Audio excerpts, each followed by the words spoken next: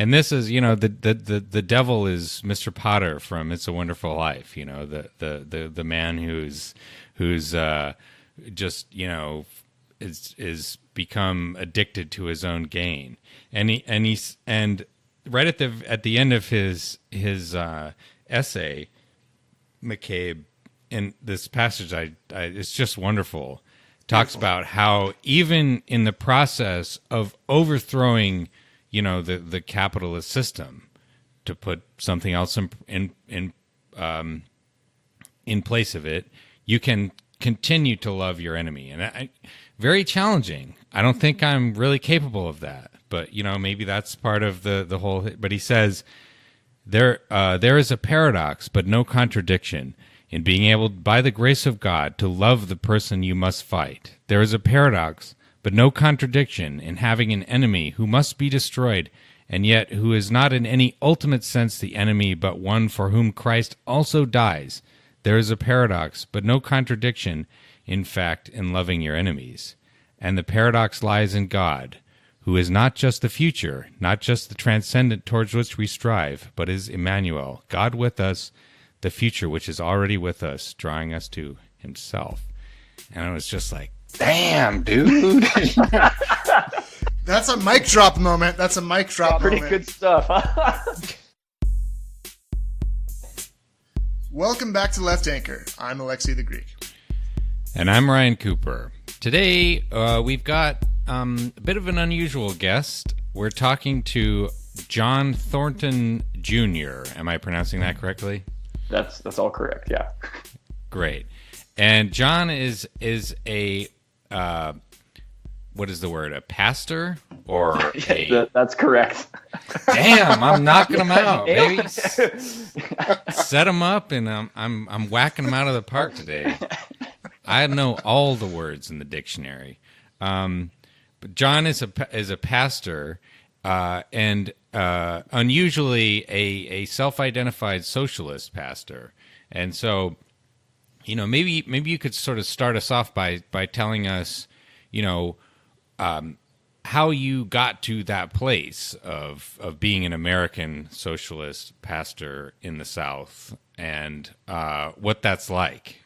I imagine that's a bit unfamiliar to most of our listeners. Yeah, it definitely strikes people as a bit odd. So, the American part, I was born here and just didn't leave. So I guess that answers that. Wait, and where's here? That portion of the question. That's maybe a little less unusual. So I am a pastor at Jubilee Baptist Church in Chapel Hill, North Carolina. We're in the process of replanting a congregation, Ephesus Baptist Church, which was started about 1891, and over the last few years realized they needed a change. And wow. I started a few months ago, and we actually start back worship next Sunday. We're recording this on a Sunday, and so this coming next Sunday we actually start back worship. Just to give people kind of a sense of where I am and what I'm doing. Did you just scrap a 130-year church and start a new one? Is that what? No, they were. You're like a few months in, and like, you know what? 130 years of tradition out the window. They had the congregation had been struggling for a while, as a lot of kind of smaller churches have been throughout America. One of my best friends, Kevin, had been the pastor there for about 4 years, and had been looking for like what they could do differently to kind of restart or do something new as a church. And it became more and more obvious that kind of closing down as the church was the best course of action, taking some time off and then starting as a new church. So I didn't just come in and like, all right, we're shutting it down. It's like a merger and acquisition, and like, you know what, we're gonna just gut the company. Kevin's still there. I didn't. Yeah. It was not like a succession situation. So as for me personally, the sort of journey, I think, to bringing together sort of like commitments as a Christian, and then my democratic socialist politics. There's a long story to it, as there are with all of our stories of how we formed our convictions. But I grew up evangelical in Dallas, and in a Southern Baptist church, and throughout like the early, I guess, the mid 2000s, I graduated high school, and while in college, did a lot of ministries with people in poverty, working people, and began to kind of deconstruct the faith that I had as a growing up evangelical. And I would say over the course of about 10 years, moved from a theology that was very much in line with sort of the state and the status quo, to a real suspicion and a sense that Christians ought to live differently in the world, that means something for how we relate to the rich and the poor, particularly the poor and working people. And then over the last, I guess, 3 to 4 years, have come to see those problems more closely identified, the problems that I was seeing identified as problems inherent to capitalism. And so I read Marx's Capital just before I started divinity school, and that was a real revelation. That was right as Occupy was going on. So, oh man, I guess it's been about 8 years. That was right as Occupy had just happened. And so furthering over that time, a real criticism of capitalism as such, not just all 3 volumes. You read all 3 volumes? Oh my God, that's amazing! Wow. I actually cheated and just did the David Harvey lectures. And actually, I was working at a private Christian school in Nashville at the time, and so I'd listen to the David Harvey lectures on Marx's Capital, and then like while the kids were doing their work, I would read the actual text and then listen to the lectures on the way home. I love it. And then the last few years, that criticism of capitalism has turned into a deeper commitment to like actually a project of socialism that's very much informed by my faith and the way that our church is organizing itself. Yeah, that's interesting, and I'm curious, maybe just to give a little context for myself here, because I grew up in Utah and in rural Colorado, where there was a lot of evangelical conservative Christianity, and it really turned me off from, it's funny, I never really got to the point in Utah, I moved away when I was about 9, so I never got to the point where there was a lot of prejudice against non-Mormons. It was more just sort of confusing that in rural Utah you would have a non-Mormon. That was like a sort of category that people couldn't imagine. But I did hear that, older kids, it would start to get bad. But when I was in Colorado, there was a lot of, not exactly discrimination, I guess, but just a lot of what appeared to me to be just rancid politics coupled to a sort of blinkered and hypocritical, theology. And I reacted against that, becoming, like a fan of Stephen Jay Gould and Richard Dawkins, a sort of new atheism, never to the point of the really like shitty new atheists now. And I think new atheism, insofar as a thing, has gotten a lot worse over the last maybe decade or so, and it's become a lot more racist, and it's more just like anti-Islam. But in the day, it seemed like a sort of like attractive, rebellious posture against the suffocating conformity of evangelical Christianity as I knew it back then. Well, it started out as a secular humanist project, right? Like it seemed like just like an Enlightenment rationalist project, right? Yes. Though I think, the motivations for it were very much, high school, poseur type, like I want to be different and, like stick it to the man type of stuff. It's weird to think of Dawkins and Sam Harris as like punk rock at some point, yeah.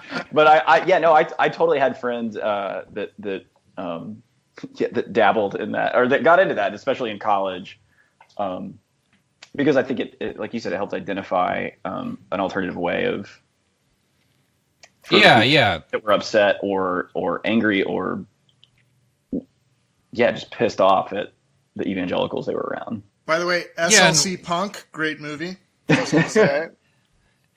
I've never seen that, but one sort of side consequence of that, was that like I became a sort of like amateur Bible expert.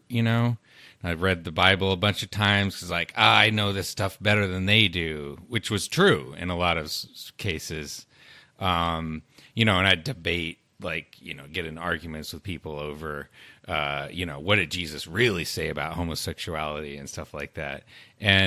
But as the times have changed and I've sort of gotten some distance from that, kind of it's softened my perspective towards Christianity to see it's like, okay, it's not all rural conservative people in Colorado. It's not all like that. Listening to a lot of the sermons and lectures of Martin Luther King that I find like really stick in my mind, and a lot of the stuff in the Bible kind of stuck in my mind. And and conversely, the whole new atheism thing seems to be just like corroded, just beyond recognition. To become a horrible reactionary kind of impulse. And so, yeah, I'm just very interested to talk to somebody who has, started maybe from the other side of the fence, and yet somehow we're kind of, if maybe not on the same side of the fence, like, because I'm like not a Christian, maybe I should become one. I don't know. But like, we're sort of like good neighbors. Where you build the fence and what you build it around. Yeah. Like it's I'm like with the social housing. Like I bring that up all the time. Like yeah. You could say, you have the wall on one side. Hey, John, but by little... their fruits you shall know them, right, John? Right. Exactly. So, at any rate, yeah.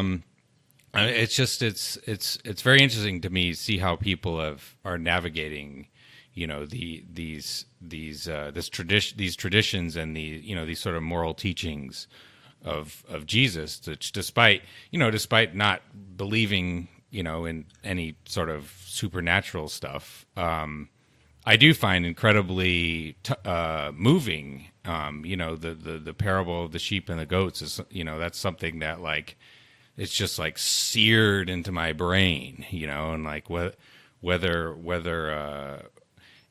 it's true or not seems rather beside the point in some ways. So yeah. And no, John, you can tell us why you didn't become a unless you did have an atheist phase, like, and maybe Ryan's just in his atheist phase. Maybe he'll see the light. Who knows? But I don't know if you can tell us why you didn't have an atheist phase, or if you did. But eventually, like this Father Herbert McCabe piece, I had not read before. The Class Struggle and Christian Love is pure fire, man. This is just fantastic. I loved this. He goes pretty hard. Yeah. So I don't know if you want to touch on any more personal narrative or not, but like when you want to dive into this piece, I'm ready. No, I mean, I think I will say, there was a similar movement, or I think born out of a similar impulse amongst evangelicals in sort of the time that you described, Ryan, of like the new atheist. It was called the Emergent Church. And what's funny is it also just kind of ran out of steam, I think, in the way that the new atheism did. But it was a lot of churches that started trying to like reimagine church or do something different other than the kind of standard status quo of evangelicalism of the kind of late 90s to mid 2000s. And so that for me was probably like where I found my outlet of, I mean, I know it is because I read a book by this guy, Brian McLaren, and then there's this guy, Rob Bell. And that provided me like ways to to rebel and sort of argue against my parents, although it was not, the same kind of things. But it provided an outlet, I think, for people that, because I went to Baylor University, which is a Baptist school. It sort of always made sense to me to be a part of a church. But that at least gave me some sense of like, oh, there are other ways to do this. It is funny. I think that whole thing kind of ran out of steam, and a lot of the people that were in it wound up realizing that the theology for many of those churches was still just the same at the end of the day, or they found them to be kind of inadequate, and so now they're Catholic or Episcopalian.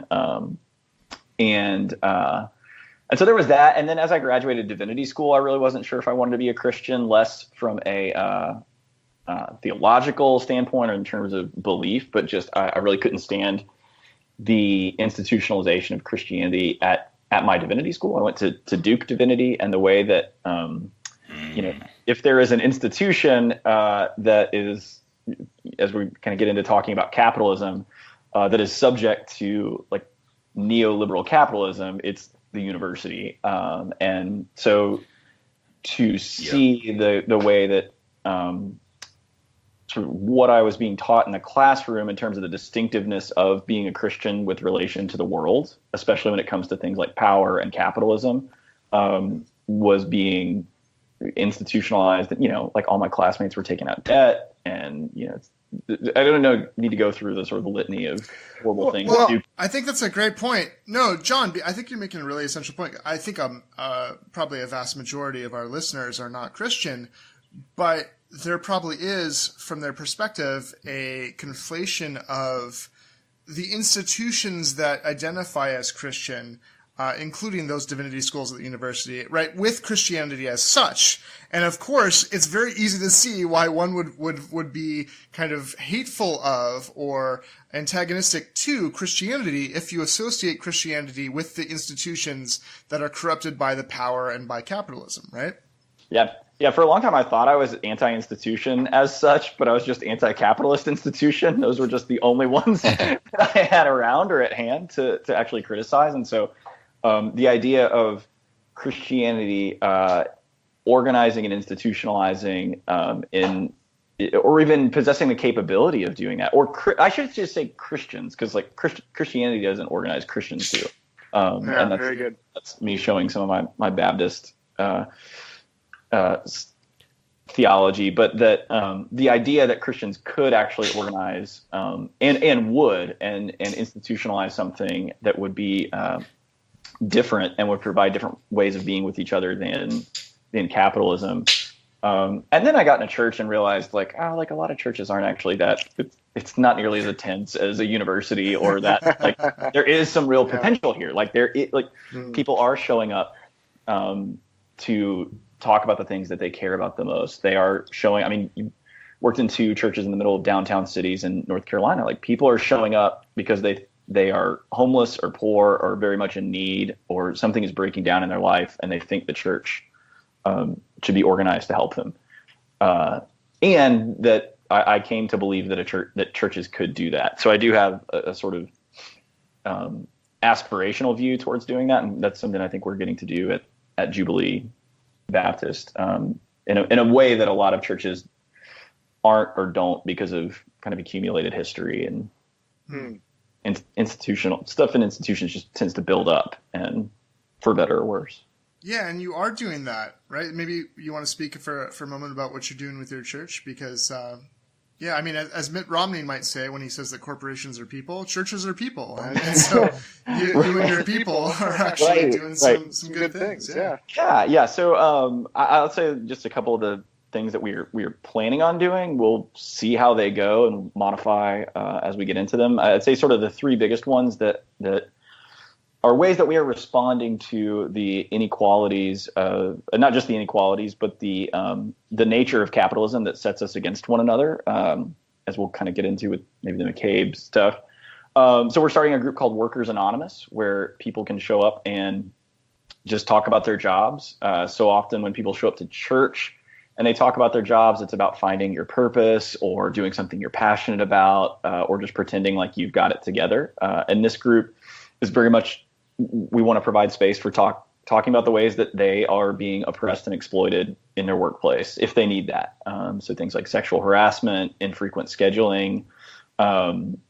Wages is probably the most obvious one, but that like if you are finding things troubling in your job, like this is where you can come talk about it, and that's okay. Like, and sort of the main point is to start getting people identify themselves as workers, because capitalism is so good at tricking us into thinking of ourselves in a variety of different ways other than workers, and to see themselves in relation to their workplace. and hopefully provide them some tools to organize their coworkers. One of the other things we're doing is a financial literacy class, but for people who are familiar with like Dave Ramsey, it's sort of the opposite of Dave Ramsey. Right. It is literally reading Karl Marx. And we've got a congregant who is putting together a curriculum where we'll read about 7 or 8 pages of Marx each week and talk about. So when we talk about primitive accumulation, we'll also talk about things like Hurricane Katrina and how charter schools, like they changed all the schools there to charter schools. We'll talk about. I'm trying to think of the other. We're going to talk about the labor theory of value and how that applies to people's workplace. And to just give people an idea of kind of what to help provide a language and a framework for people to see what's going on in their workplace. And then the last one is we're going to pay off people's debts. We're going to pay off about $35,000 in people's debts in the next year. Yeah, and we're doing that in 2 ways. We're doing what we're calling debt liberation grants, where each week in worship we will just hand someone a check for them to go pay off a debt. And we do that in worship because it'll be a part of worship. It's not like Christians get together, we worship, and then because of that we go do good things or something like that. It's like, no, this is actually part of what we think God would have for us. And then we're starting what we're calling mutual aid teams, where some of those people that have received grants go onto a team with people who haven't, and they together pay down one another's debts. So each month I'll continue making a payment on a debt, but other people they'll mail a check to Wells Fargo on my behalf, and when that one's paid off, I'll do the same for other people. And it's actually pretty simple. It just requires a level of coordination that capitalism doesn't provide us, and that a church actually can provide. That a church can provide a place and people where you can coordinate those things on terms different than capitalism. So those are sort of the big 3, I think, of kind of what we're up to as a church, that is how we're taking these things into account. That's interesting. One of the reading one of these pieces that you sent us, I forget which one. You mentioned how much of conservative kind of evangelical prosperity gospel type like services is dedicated to like quasi self-help type. It's like getting a lecture from someone who tells you sort of how to feel about things. Like I'm dealing with like my feelings of sadness and rage or humiliation, or like here's how to deal with my relationship problems and whatnot. And that's something I've noticed. I've been to a lot of churches in my life. Some conservative, where that was pretty common back in Colorado. But I recently went to a certainly left-leaning church in Houston, a black church, that I'm not even sure what the denomination was exactly, but there was a definitely more of a collective element to that. There was all sorts of programs they were doing to help the congregation and so forth. But there was also, during the service, a strong self-help element, a kind of like, here's like, the pastor talking about going to therapy and feelings and so on.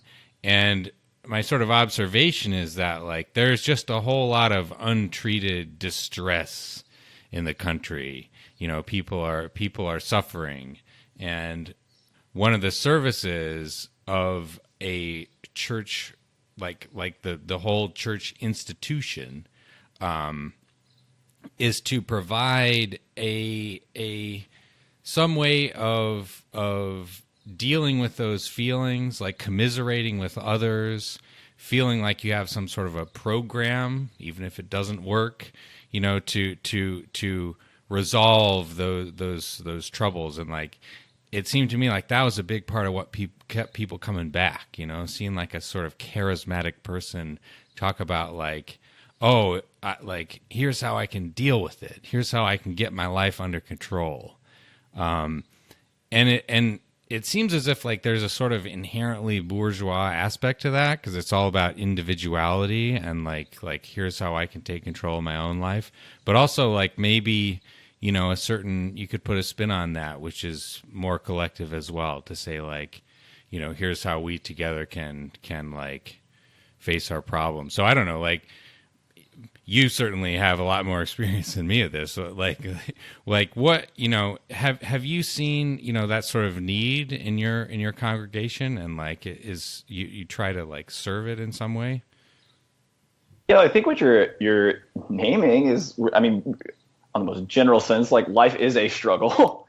Yeah. Right? like something, and I think conservative churches do this, except like very, very well, and by that I mean like effective to the ends that they, or efficient to the ends that they want to do. Not that I think it's good, but of recognizing that you know, people's lives, that like people need help. Like people need help getting through the day, getting through their lives. That there is a sense that our lives are disordered, or that we're struggling with something, and in that piece that you mentioned, I went to Southern Baptist Church, actually the home of the president of the Southern Baptist Convention, J.D. Greear, and it kind of took me back to my own evangelical upbringing, which is that you know, he's talking about just real stuff people are dealing with in their lives, about anger, distress, anxiety. Like you said, this oftentimes turns into a very like individual problem that is not as oftentimes connected to the larger like social system that we live in, or things like that. Right. But like that's an entry point. That like most people don't show up to church because they're like, I want to intellectually believe in God, or I believe these sets of propositions, right? Like a lot of times they show up because like a friend invited them, or they like the music, or the community did something for them, or was for them in a certain way. And that's how like so many of us form our convictions and yeah, right. And so so the church you went to, I can't speak for. I know that for churches on sort of the more progressive, and especially like that are explicitly progressive liberal, I think this is an element they're really missing, that they kind of skip over the sort of individual distress in people's lives. And that's where I think it becomes this kind of bourgeois that, and so a lot of the sermons tend towards things like, really just like, oh, have you seen the other guys? Like, look at how bad that the other or conservatives are and what they're doing, and which, like, you know, it's bad. I'm not saying it's not bad. Like, I'm on board. Like, it's very easy to read the news and tempting to read the news, and for that week pick a sermon bemoaning like how bad things are, particularly other Christians. And I'm not saying it's wrong, but that it doesn't, you know, it only goes so far for people that are struggling to pay their bills. And the things that are oftentimes identified in conservative churches, you know, are the same things that people are dealing with. It's just that the explanation they offer doesn't include the sort of larger systemic forces or the structure of capitalism. So, like, for example, a couple months ago when we were still Ephesus Baptist, Kevin, one of the co-pastors I work with, who was the pastor then, was preaching, and the passage was Corinthians 13, right? Famous, like, passage read at every wedding: love is patient, love is kind, those sorts of things. And and in part of his sermon, Kevin said, like, basically talked through, like, a lot of people struggle in marriage. They struggle to be patient, struggle to be kind. And he said, I don't have a lot of marriage advice to give you based on this passage, but if I could give you some, it would be, don't blame your partner for capitalism. That, like, maybe you're showing up and you're really, really stressed and you're anxious because you're getting exploited and you're working longer hours and you're not, you know, and I have friends who I know, like, whose marriages would be greatly improved by making just an extra, like, $15,000-$20,000, like, you know, and it's like, I don't need a marriage class, don't need a counseling. Like, really, they need to be able to afford to go on a vacation every now and then. That's great. There's a lot of capitalism kick the dog scenarios, right? Right. Yeah. And so the point I was kind of making in that piece is like, this is an entryway into people's lives that they often are opening up when they come to church. When they come to church, they're opening up some sort of vulnerability into their lives and probably looking for some sort of answer or understanding that more progressive churches often leave off the table by leaving off capitalism. Was sort of the larger point there, that like that anything that doesn't incorporate that, or that doesn't at least kind of get to it, is going to be inadequate to the task that we're facing. Yeah. Because Christianity and the principles it espouses and the commandments it espouses operates not in a vacuum, but in life. And life actually has reality to which one must be, right, like educated and face. And so what I loved about this Father Herbert McCabe piece is that to really be a great theologian or be a Christian in action is to understand the world in which you're living. And you can't, right? So you can't be a good Christian unless you have that understanding, right? Otherwise, you're not truly able to live the way that Christ asks us to live, right? Right. Yeah, so this is a beautiful piece. Go ahead, John. Yeah. Oh, yeah. Well, I was going to say, I mean, that God certainly responds to the world as it is, and that's sort of the story of Scripture in particular, right? That Scripture is not a set of moral teachings that just drop down from the sky. It's not an instruction manual. Although, did y'all have the basic instructions before leaving Earth? That was the Bible. That's what I was taught.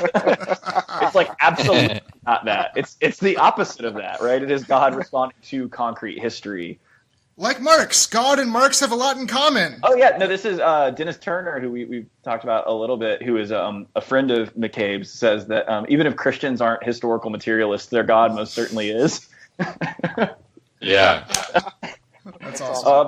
By which he means that, yeah, you respond to the circumstances that you find yourself in. And John, when did you first come across this piece here? When did, and maybe this is contemporaneous with when your Christianity became infused and connected to a critique of capitalism?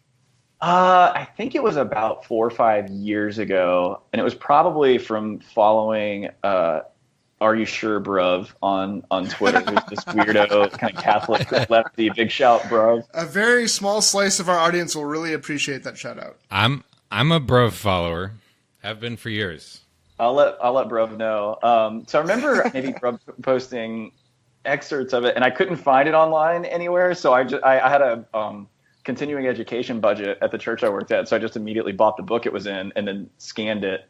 And then my buddy Taylor has put it up on his Medium page. So that was about 4 or 5 years ago, and it was it's a piece that for me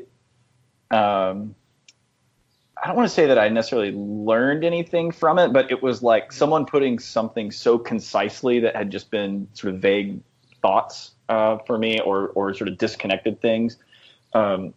He really brings it together well in the piece that we're talking about. Yeah. Yeah. One of the things he really sort of drills into is where, where the teachings of Christ, what they say and what they don't say about, the reality of capitalism and what that implies about living, in a capitalist society as a committed Christian. So, like, can you sort of dig into that? From your sort of theological perspective, I think that like as we've been talking about, there's a self-identified Christian tradition which says capitalism is great. It's like if I ever want to believe in the Antichrist, I just go look up prosperity gospel sermons on YouTube. Right. Like it gets as close as you could imagine. Jesus wants you to be rich. He wants you to go through the eye of the needle. Yeah.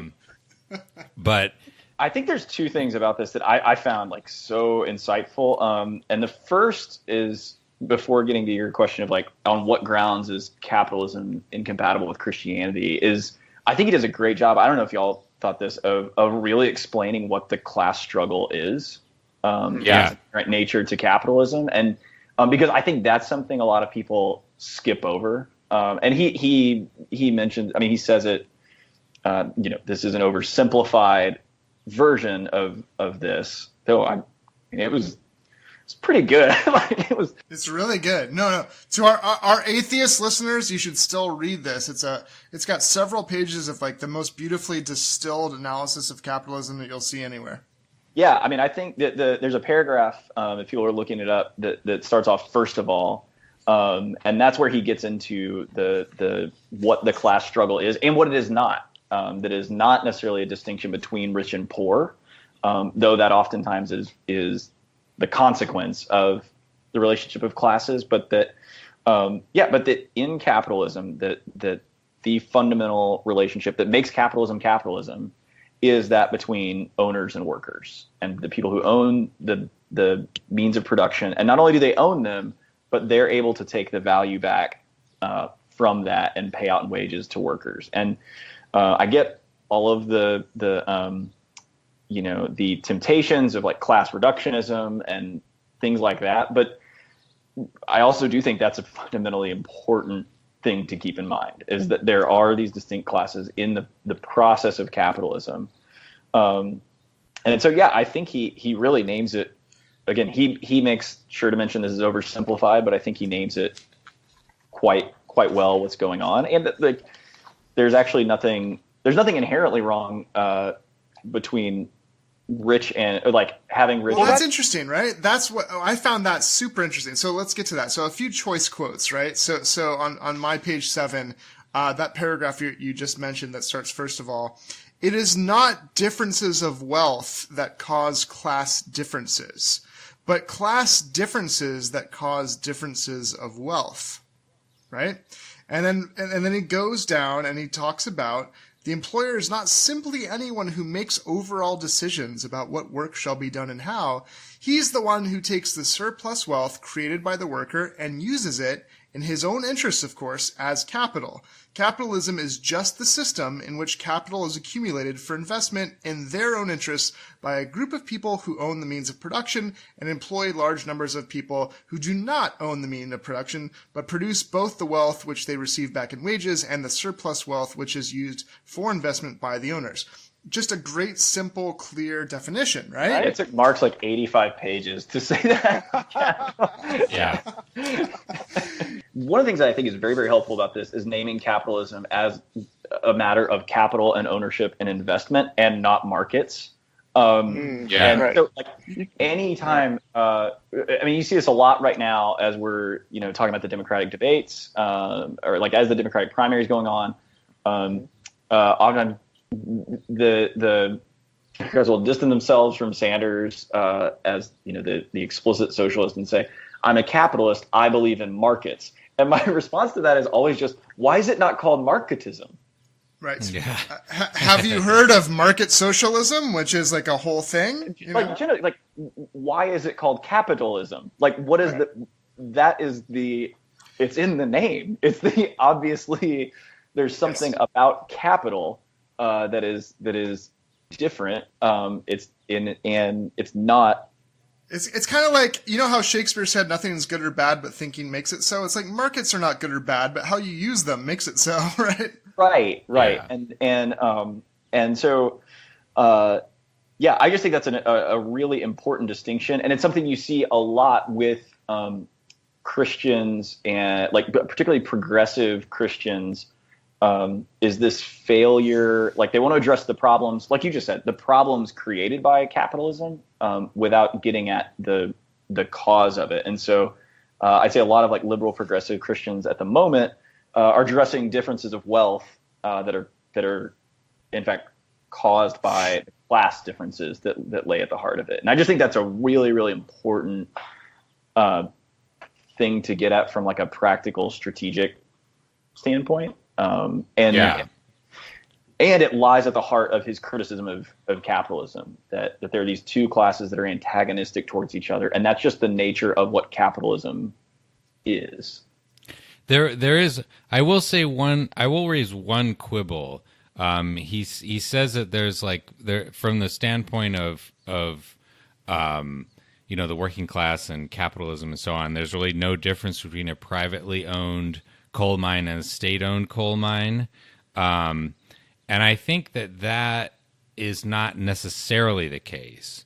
If you look at I think there is a substantial difference between this, state companies like the post office or Amtrak or all of the, most of the Nordics have huge portfolios of these sorts of things. And the difference can be, not necessarily is, but can be in the fact that capital income that you're talking about, the surplus revenue that's coming off, whether you believe in the, labor theory of value or not, there is certainly a thing called profits, which comes off of these capital investments. That can come into the common treasury.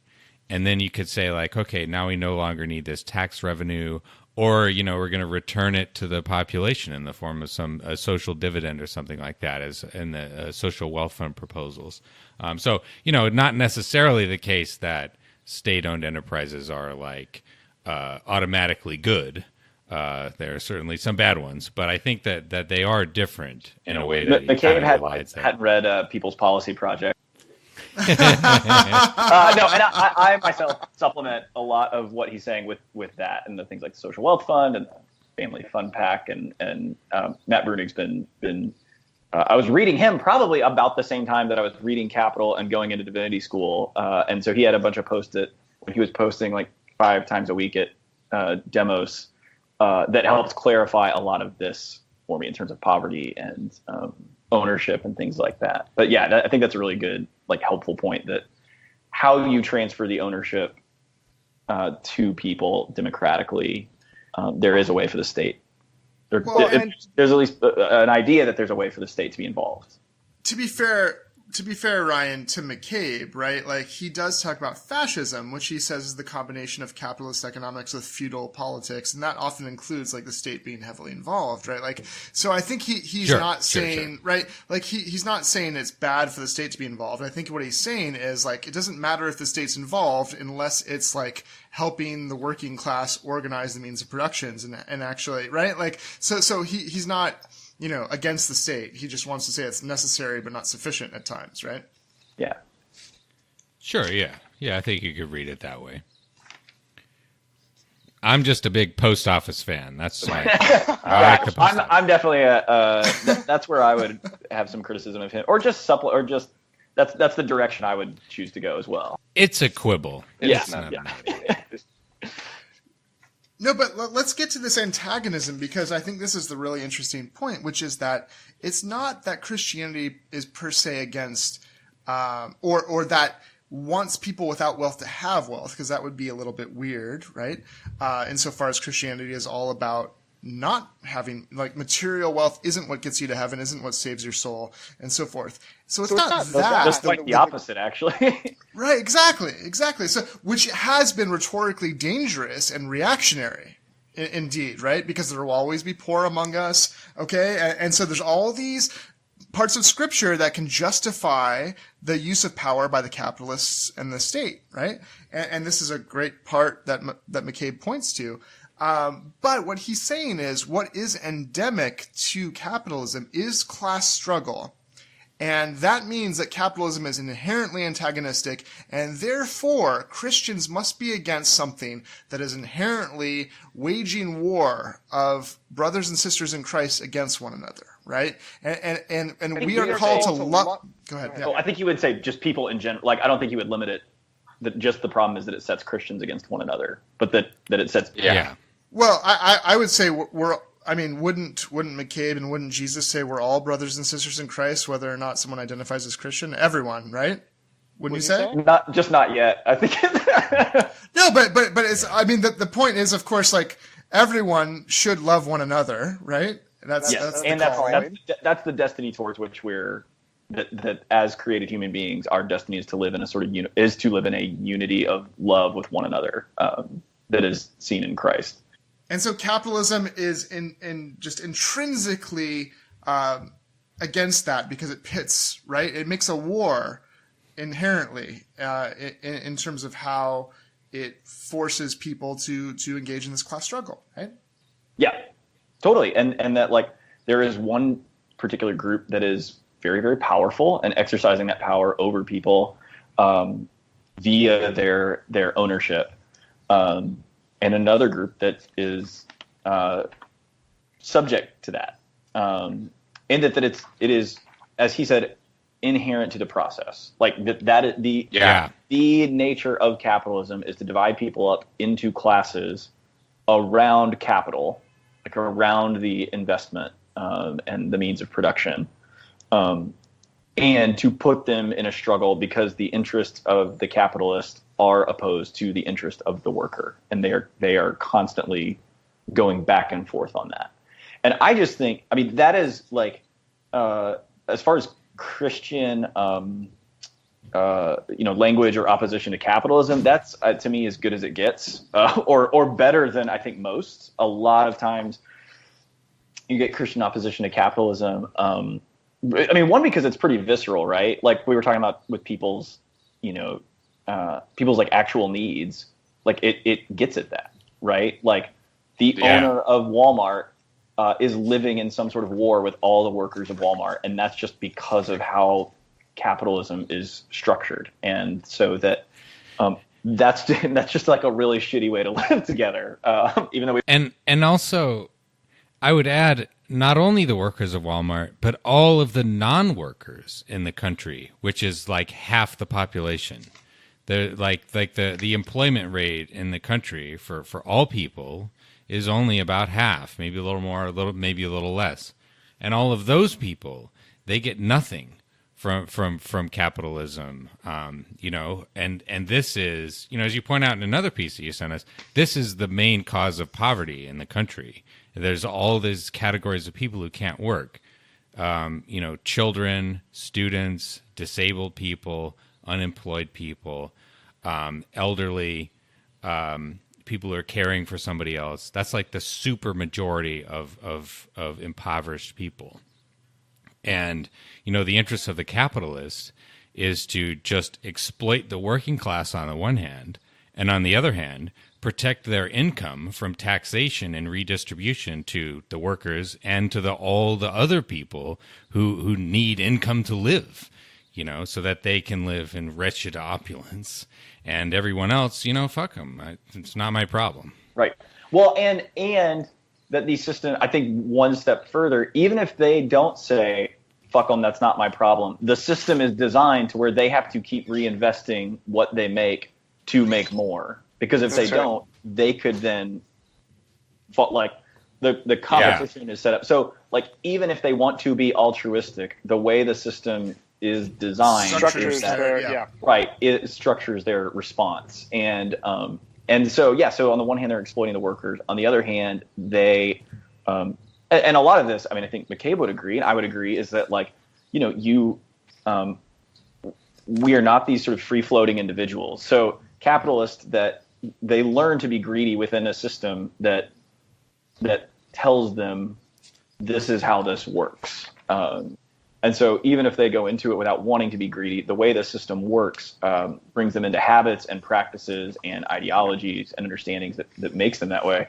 I hope you don't hear me saying that as like an apology for the capitalists, but also that that is a part of the system. Cause. Yeah, that's a part of the system as well. And it gets to, I think, kind of the point that the capitalists, because their self-interest is then tied into capitalism, have to keep the system going, whereas the interest of the workers is to get rid of the system entirely. And this to me, it's like the very most basic message of Jesus is a sort of just radical egalitarianism.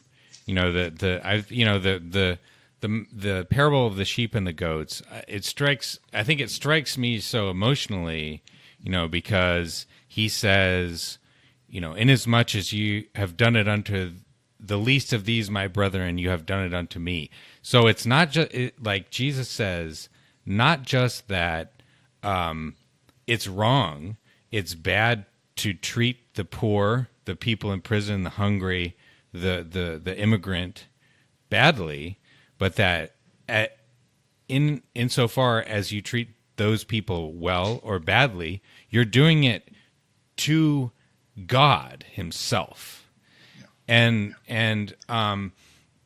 you know, this system, which sets people into these camps, as you say, as this article says, and forces them to fight against each other. I mean, that's a great point in the article, that like it's not as if the class struggle was invented by the working class.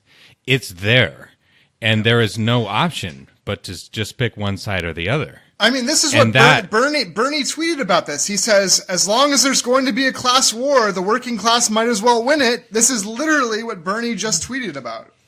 Yeah.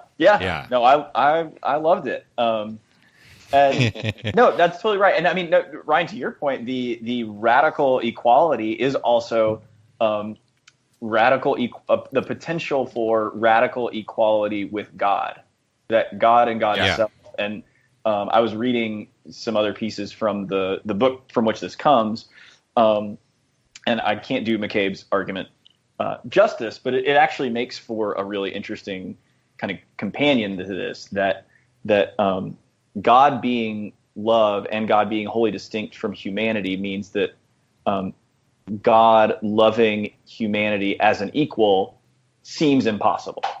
And so that Jesus's identification as both God and human means that there is some sort of equality with God that is possible through Jesus and in Jesus. And as you say, Jesus is then showing this picture in which there's an identification with these particular groups in history. And for him at his time, that is the poor, the hungry.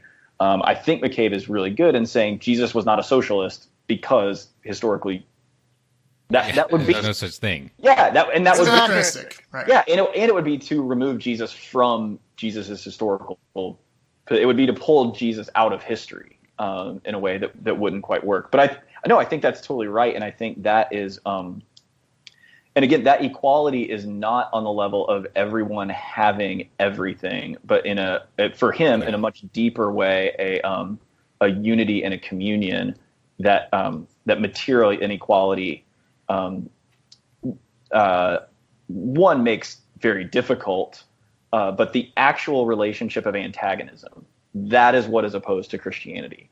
The inequality is bad, but the actual, and is oftentimes how that antagonism plays itself out, and is how it plays itself out in capitalism. But the difference between inequality and antagonism, I think, is really key to thinking through a Christian criticism of capitalism.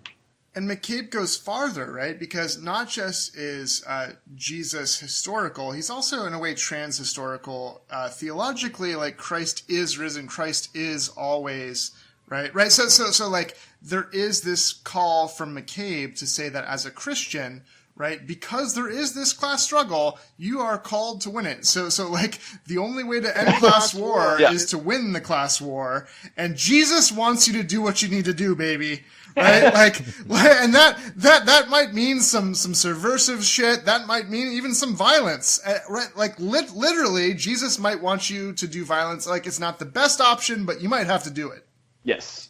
Yeah.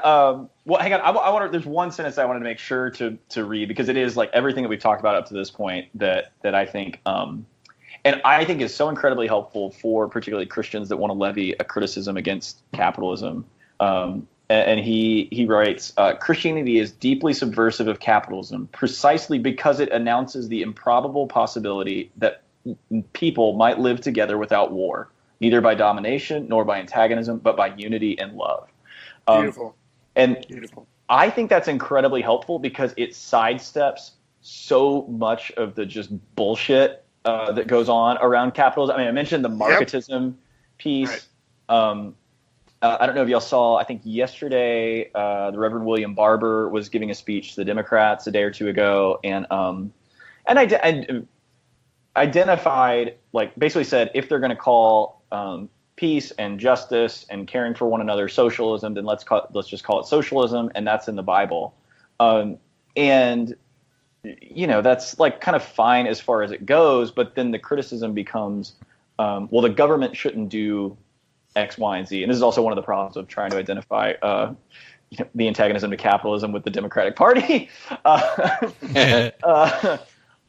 But then you get into these conversations or debates around the role of the government, or around the nature, or around inequality or wealth and poverty, all of which are important, but are secondary to like that very sentence that the problem with capitalism is not the inequality, not the role of the government. It is that is inherently a way of us living together that denies the possibility of the unity of love.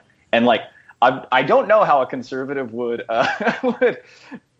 react to that, but it's an argument I would really like to hear them respond to, because, like I said, it just cuts through so much bullshit. And McCabe points out that like plenty of those conservatives probably like daydream about a life in the future where we're all kumbaya together.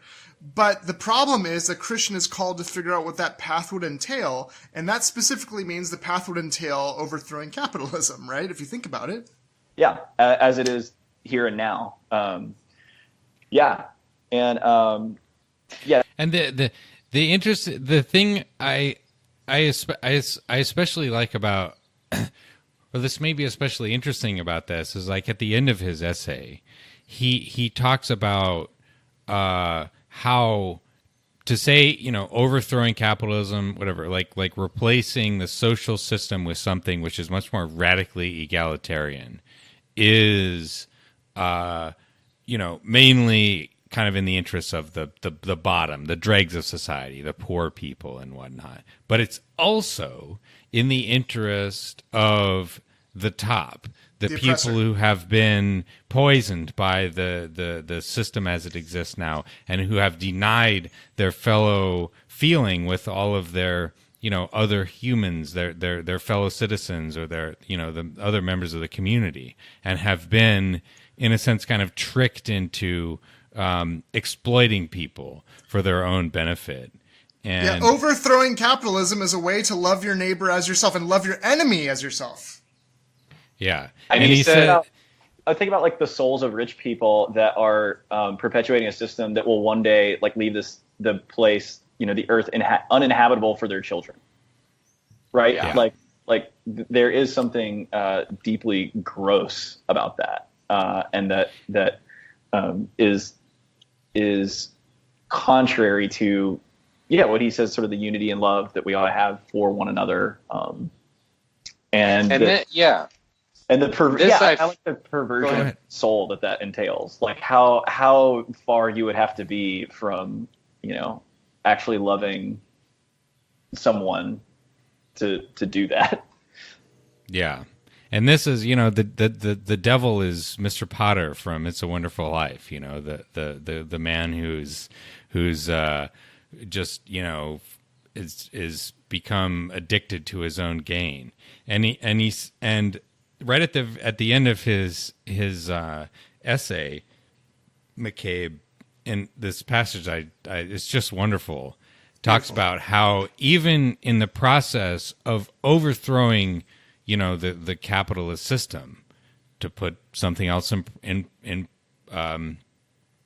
place of it, you can continue to love your enemy, and very challenging. I don't think I'm really capable of that, but maybe that's part of the whole. But he says there is a paradox, but no contradiction, in being able, by the grace of God, to love the person you must fight. There is a paradox, but no contradiction, in having an enemy who must be destroyed, and yet who is not in any ultimate sense the enemy, but one for whom Christ also dies. There is a paradox, but no contradiction, in fact, in loving your enemies. And the paradox lies in God, who is not just the future, not just the transcendent towards which we strive, but is Emmanuel, God with us, the future which is already with us, drawing us to himself. And I was just like, damn, dude. That's a mic drop moment. That's a mic drop Pretty moment. Good stuff.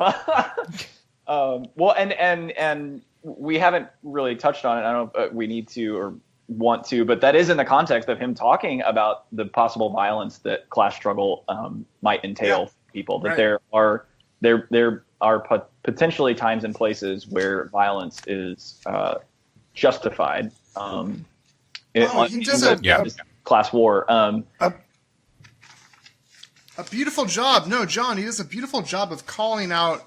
I mean, there's lots of theological support for like just war theory. Like there's all kinds of theological support for violence in favor of the state using violence, right?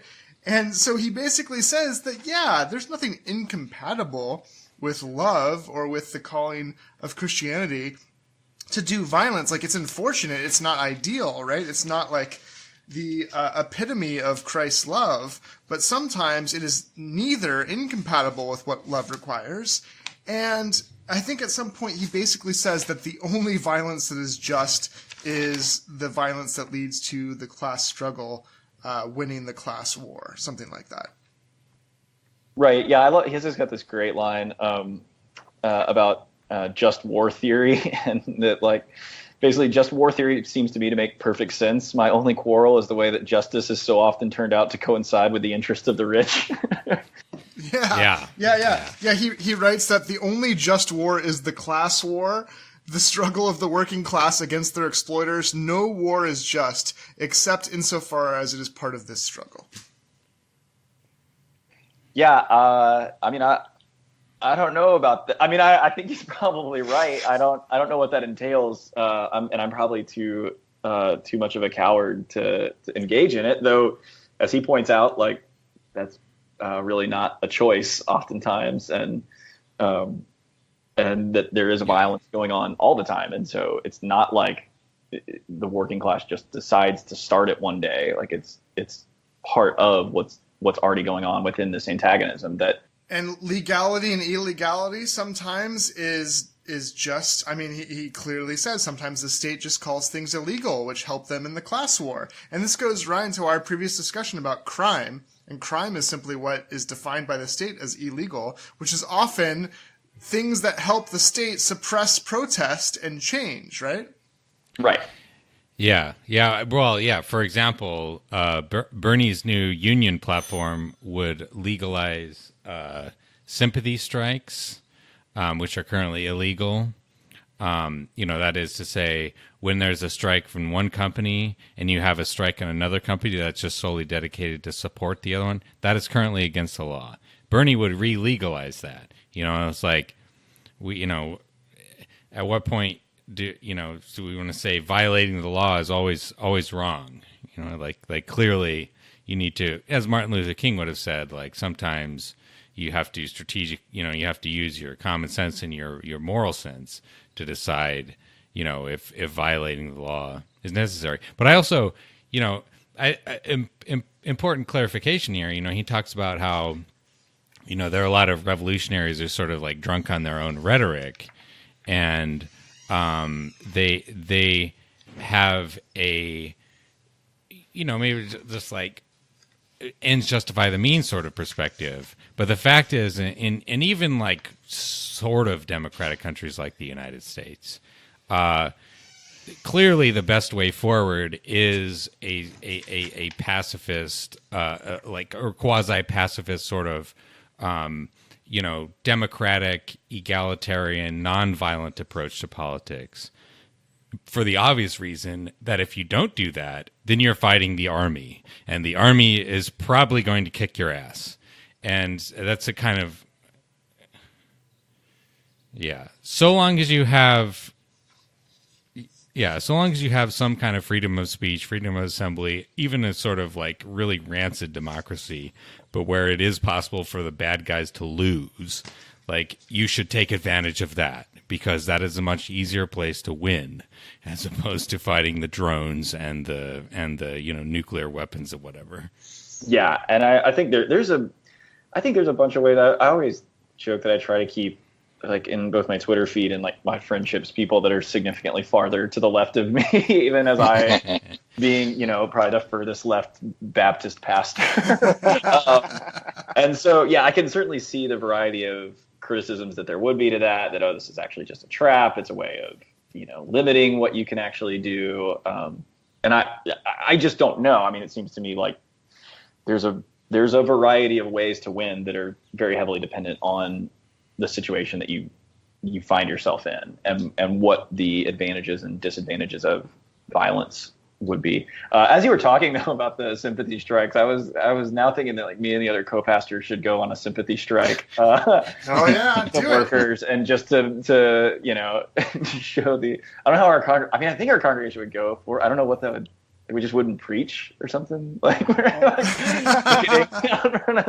just to show how silly this law is. So I'm definitely on board with the doing illegal things to as engaging in the class struggle as I think any Christian ought to be. What those are and what they look like and how much violence they might entail is again just a question for both strategy and conscience and possibility. What John, do you make of the point that McCabe makes, which I think is a very well taken point, that the church, with minor exceptions, he says, has been, quote, solidly on the side of violence for centuries. Normally, it's been the violence of soldiers and policemen. So it's only when the poor catch on to violence that it suddenly turns out to be against the gospel. How does that guide your understanding of how to shape the church and the congregants in the church to educate and change that unfortunate historical fact, right, that seems to be going against the spirit of Christianity? Yeah, I mean, I think some of it'll just be us, being on the right side, not of history, but of the class struggle. I think that's a much better way to put those things, right? Right. And and not letting the sort of religious right, or even the religious people of the sort of progressive liberals, just rope things into that narrative as the sort of default that what we need is peace and we don't need violence. And I mean, you saw this after some of the riots in like Ferguson, and I mean, I think that's it's part of it is that it's scary. Like these things are really scary because they mean upheaval, and that it's very easy to be scared. But I go back to it all the time. We very rarely think through like the political implications of saying that perfect love drives out all fear, right? And so like if there's a group of people that should not be afraid of the upheaval of the world, it should be Christians. Believe that the world has already been upturned, and that is our way in the world, and that Jesus exemplified what perfect love looked like, and it got him killed. And the Holy Spirit began and sustains the church, and did so through sort of chaotic upheaval. So it shouldn't be something we're afraid of, though just saying that is not the same thing as actually being in the midst of violence, in the midst of riots, those sorts of things. But I do think that is one way maybe of approaching it, that what we are seeing is the destruction of something. And if the destruction of that thing is ultimately for a good in the class struggle, that shouldn't be something that scares us. Do you find yourself talking to conservatives, those that are prosperity gospel evangelicals, or I'm curious to the extent that there's success talking to your brethren that have a different political theology. Insofar as you are successful in kind of teaching them about the evils of capitalism, is it from a theological or political perspective? Is it about using scripture, or is it about showing kind of the nature of political economy and the nature of what is as it regards capitalism? What have you found in that regard? Yeah, I found throwing Bible verses at people definitely does not so helpful. Work. Yeah. Again, because that's just not really what the Bible is. And I'm working on a piece on this right now as to why simply quoting scripture at conservatives and hypocrites doesn't work. My dad is a pretty good example. My dad's a pastor, and over the last few years, a lot of the conversations that we've had about these things, he Medicare for all. I don't think he will ever identify as a socialist, but he does get this problem at the heart of capitalism. Again, he sees it more in the ways it produces inequality, the like poverty, things like that. He read the book Nordic Theory of Everything. It's a really good case for like just a good welfare state. Anu Partanen, yeah, I've read that. Yeah, it has this weird like explicit anti-socialist moment that I wish it didn't have, but it does make my dad's a very reasonable person. I think I try not to limit like what is possible in talking to people about these things and organizing. There's a really interesting study that I don't think I'm quoting wrong, but I don't know if I could find it super quickly. But I remember reading about that most people, when they showed up to their first pro-life event, did not identify as pro-life, and that later identified as pro-life. So that says like a couple things, right? Like they didn't have these pro-life views before they showed up to the event. They didn't even identify as pro-life. They probably came because their church was organizing for it, or because their friend invited them, or because a politician they thought was good. But like, and then the other is this book, what's it called? Uncivil Agreement, that I think just came out recently. And she found that, again, when you look at both either pro-life or pro-choice, what determines people's political activism is not the like how strong their views are on either pro-life or pro-choice, or the extremity of their views. It's whether or not they identify as pro-life or pro-choice. So I think that says something too about like how we form our convictions, how people change. I think a lot of us, particularly those of us that read things like Herbert McCabe a lot, think that it's handing people a book or a conversation or things like that. But for a lot of people, it's when you change and when you begin identifying with a group. And I think it's the same thing with me, right? Like, I became a Democratic Socialist right in the middle of the primary with Bernie. So now I'm identifying as a Democratic Socialist and had some sort of probably more fleshed out ideas than a lot of people. But since then, I have then filled in the ideas. I've figured out how to be politically active in it.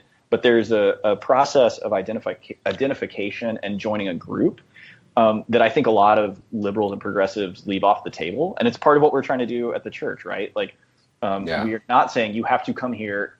You have to be a socialist to come here. We'll talk about socialism and capitalism. But things like that Workers Anonymous group, like how people change their convictions, it's just a matter of way greater complexity. And oftentimes it means people seeing something, either a group they want to be a part of or people that are caring for them. That's how so many evangelical churches grow. You can argue that it's, misleading or deceptive or things like that. But I just think that's how our political convictions change, and then that's how we act on them, and we see that in a variety of different ways. Yeah. Probably should wrap things up here pretty soon, but I've just got one more question for you. You wrote this Vox piece about how Pete Buttigieg is not inaugurating a new religious left. And we've seen a lot of sort of like, articles or think pieces about this saying like, oh, is the religious left going to come back? And really seems like no. I mean, like the fastest growing group of Americans, religiously speaking, is unaffiliated. But do you see in non-Buttigieg, theology and practice and so on, any kind of, a potential to revitalize, a lefty religious tradition in this country? Because it is the fact that America is extremely religious compared to, most European countries. And, it's like a possible thing there. Yeah, I think it's possible. I think there's I don't think we're likely to see a big religious revival in America generally. Just the trends, particularly in terms of church membership and attendance, have been trending downwards for like 40, 50 years. And some of that's because they just spiked from like 45 to 60 in the country's history. So some of that's just like the number of religious people is going to drop compared to like that time period. What I do see is a lot of people, both like anecdotally and just kind of looking at some of the data of like, we definitely know if we use the sort of Democratic Party as a proxy for like we know that like Democrats are leaving church. That's just like number of people that vote Democrat, are leaving church. My guess is it's pretty similar to people that just don't vote. We also know that like younger people, right, are reacting against capitalism, trending towards socialism. And what I find is like there are a lot of people who leave churches because they're angry, they're hurt, particularly around matters of race or gender or sexuality, that the church really harmed them in some ways. They may have a desire to go to church, but they also see like real barriers to them being in it. But I also see a lot of people who just like, they just stopped going in college. They just stopped, like it just kind of fell out, and they don't have an actual antagonism towards church. But they have also developed or are in the process of developing these sort of lefter politics, and are looking for places where those can come together. A buddy of mine who's an organizer with SEIU, whose mom is a Methodist pastor, kind of followed that story and just said like, I don't know. I mean, like, I like my mom. She's great. Like her church, I just stopped going. And he and I were hanging out one night and he just stopped me as we were talking. He's like, I really want to go to your church. And like, that's not something you hear very often as a pastor. Like, and so cool. So I think there is on sort of the church side, there is an opportunity there, that there are people that are looking to put together a left politics that takes into account something like what McCabe talks about. From the political side, as I kind of said in the Buttigieg piece, like it's going to be the degree to which the religious left is actually left when it comes to capitalism. That to me, I think there is an opportunity there just because America, while it is becoming far less religious than it was, still, I mean, that's just in the water here, or at least it is, and it's in people's lives and has been. So I think the moment is kind of now, once there is a generation and a half that is sort of lost or that has kind of moved on from church. I think there is an opportunity right now of people who have not completely given up on the idea of church, that are still habituated to it in some way, but that are looking for it to offer a voice and to speak to and organize around these things that are really affecting their lives. And that's capitalism. Right. And I think whether the politicians or the pastors speak in a way that gives kind of I think your piece on Buttigieg was great, because you could either invoke Christianity in a way that doesn't actually illustrate any of the problems inherent in capitalism and doesn't do any of the work that would help people seek, right, that critical analysis that McCabe does so well. Or you can do what McCabe does and what you're doing. And that difference is the difference between the Pharisees and actually Jesus Christ himself, right? Like, right? And so you're going to have the religious language used one way or the other. And I think it's pretty clear which will be efficacious, right, for the left and which won't. Yeah, I don't know. I mean, he's running for president, and I'm just a guy in Chapel Hill. So I'm not sure. For now. Yeah, for right now. Actually, I would like to announce my. No, I think that's right. Yeah, religious language is going to be used. It's the degree to which what you want to put it to use for, and I think there are resources there that pretty much no one on the like liberal progressive. I have not seen make its way into the sort of popular discourse, but that's also because it's very new. It's new for me. It's new for a lot of us. The language that we're learning of the the real thorough criticism of capitalism and a vision of what socialism could be. And so we'll see how that gets put together. It's a really live project for me. I enjoy getting to projects like that, or writing opportunities like that are my way of kind of trying it out basically, and applying these like real world. But you're part of a great history, though, right? Like, liberation theology has a great history. Martin Luther King Jr. was a democratic socialist. Like, there's a great history of the Christian left in a truly radical revolutionary movement in terms of understanding Christian praxis in this way that you're part of, right? Yeah, well, and I referenced it in that piece, historian Heath Carter's book, Union Made. I mean, like, this also isn't a new problem. Like, that book, working people were just leaving the churches in droves because at the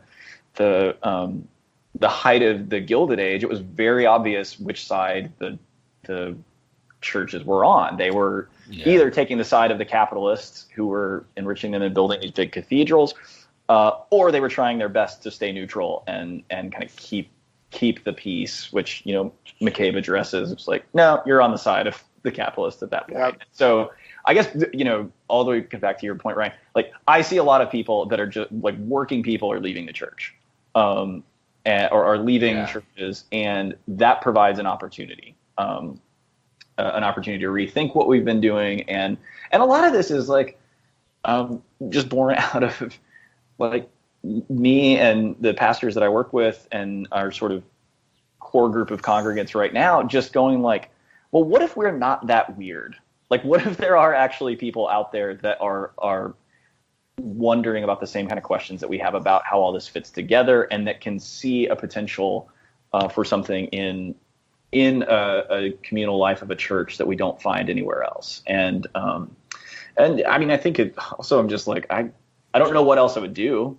Like, I really wouldn't know what other institutional sort of organization to put myself into. And so, you know, we'll give it a shot. We'll report back and let you know if we have sparked and that's kind of where faith comes in, right?